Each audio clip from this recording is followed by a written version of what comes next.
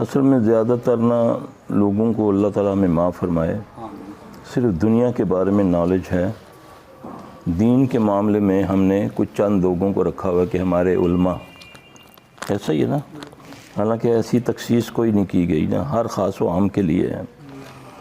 جس کو جس بارے میں نالج ہوگا وہ اس کے لیے کچھ اچھا برا سوچ سکتا ہے۔ دیکھنا ایک آدمی معمولی سا کام سیکھتا ہے، اس کے لیے اسٹرگل کرتا ہے، ٹائمنگ کا، صبح اٹھے گا، جائے گا، آندھی ہو طوفان ہو۔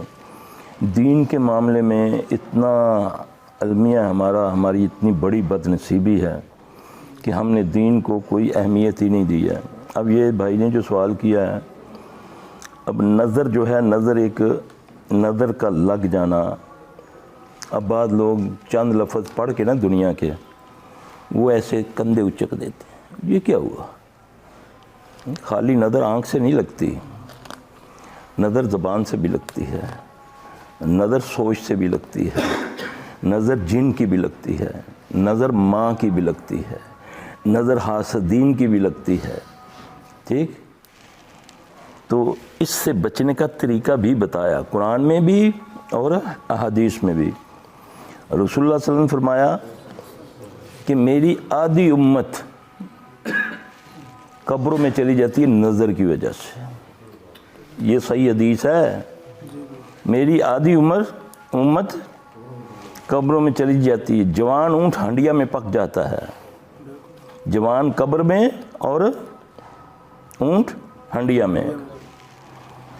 تو اللہ محفوظ رکھے سب سے ان تین چیزیں جو ہے نا، جو عام جس کو لوگ بڑا ایزی لیتے ہیں، جادو ہو گیا، اس کو ہم بہت بڑا سمجھتے ہیں، ہائے جادو ہو گیا۔ نظر کے مقابلے میں ایک ذرہ بھی نہیں ہے جادو۔ نظر تو برباد کر کے نسلوں کو رکھ دیتی ہے۔ اس لیے فرمایا نا کہ اپنی خوشیاں اور اپنے راز چھپایا کرو، اپنی خوشیاں اور اپنے راز چھپا کے رکھا کرو۔ ذرا سی کوئی پلاننگ ہوتی ہے، کوئی شادی بیاہ کا تعلق ہو یا اس کاروبار کا، ذرا کسی سے بات کرنی ہے، کوئی تھوڑا سا بزنس کرنا ہے، آزما کر دیکھیں۔ جب آپ دوست احباب میں اس کا تشہیر شروع کریں گے، آپ کا کام رک جائے گا، رکاوٹ آنی شروع ہو جائے گی۔ آپ اس کو خاموشی سے کریں گے تو اللہ کے فضل سے اس میں برکت آئے گی۔ اب کوئی پتہ نہیں کون بندہ ہے آپ کا سجن ہے، کون آپ کو خوش ہوتا ہے دیکھ کے۔ حاسد تو ہر جگہ ہے نا، اور زیادہ تر حاسدین اپنوں میں ہوتے ہیں۔ دیکھیں نا، ایک خاندان میں امیر آدمی ہے، دوسرا غریب ہے، ٹھیک ہے، وہ اتنی حسد کرے گا اس اپنے امیر سے، حالانکہ وہ کائے بگائے اس کی مدد بھی کرے گا، لیکن وہ اس کو جہاں بھی بیٹھے گا برا بھلا کہے گا۔ یہ زیادہ تر ہم نے جو دیکھا پریکٹیکلی میں۔ تو اب ان چیزوں سے بچنے کا طریقہ بھی ہمیں نبی صلی اللہ علیہ وسلم سے ملتا ہے۔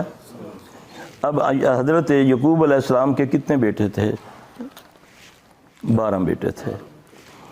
یوسف علیہ السلام تو گم گئے، باقی رہ گئے 11۔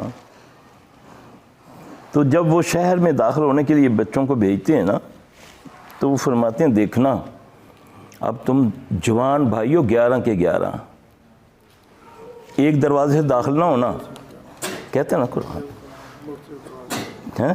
کہتا ہے نا۔ تو میں نے تو اس کو سمجھا ہی نہیں، میں نے تو بس رٹا لگایا، کو مر گیا تو ادھر بیٹھ کے پڑھنا شروع کر دیا۔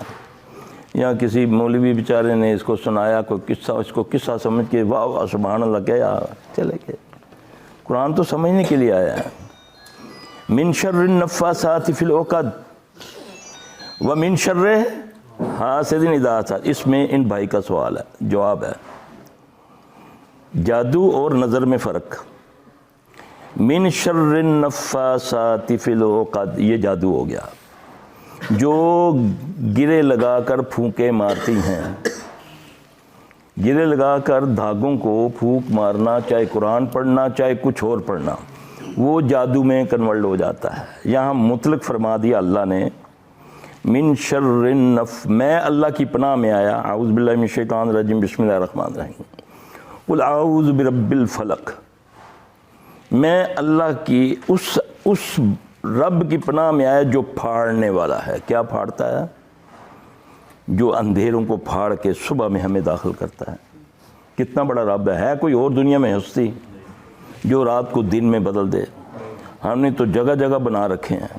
ایک کرنی والا وے ہے نا, یہ پہاڑ نوں روک لینا وے, یہ سمندر نوں لت مار کے روک لینا وے.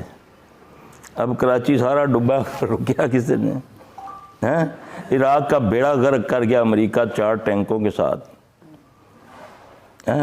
کوئی کر سکا اس کا زندہ یا مردہ اس کا؟ ان کہاوتوں سے من شر ما خلق, اس رب سے میں اس کی پناہ میں آیا, پھر کہوں گا تو وہ آئے گا. من شر غاسق اذا وقب, ہمارے تو دن اندھیروں میں ہوتے ہیں, ہمیں تو حکم ہے کہ اندھیروں کے شر سے بچو. پارکوں میں ادھر مغرب ہوئی, ادھر اندھیرا چھانے کا وقت ہے, بچوں کو لے کر پارکوں میں چلے گئے.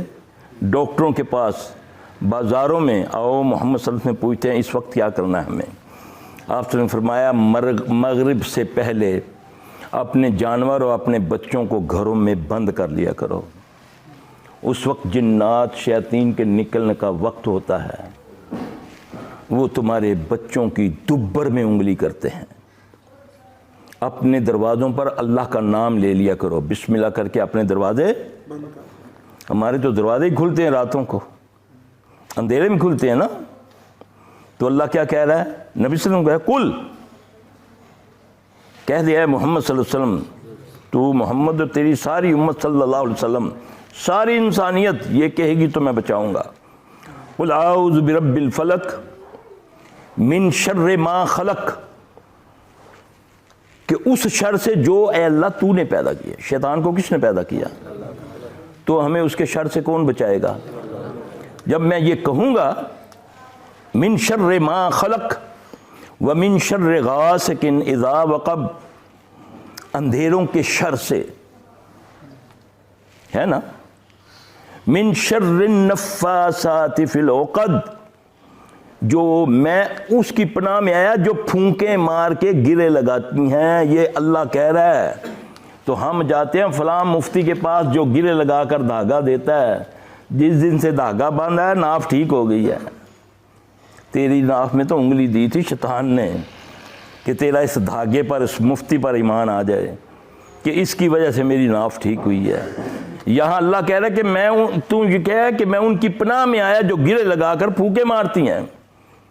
من شر النفاثات فی العقد ومن شر حاسد اذا حسد, میں اللہ کی پناہ میں آیا جو حاسد ہیں. یہ نظر حسد سے لگتی ہے, نظر پیار سے لگتی ہے, نظر اپنی لگ جاتی ہے.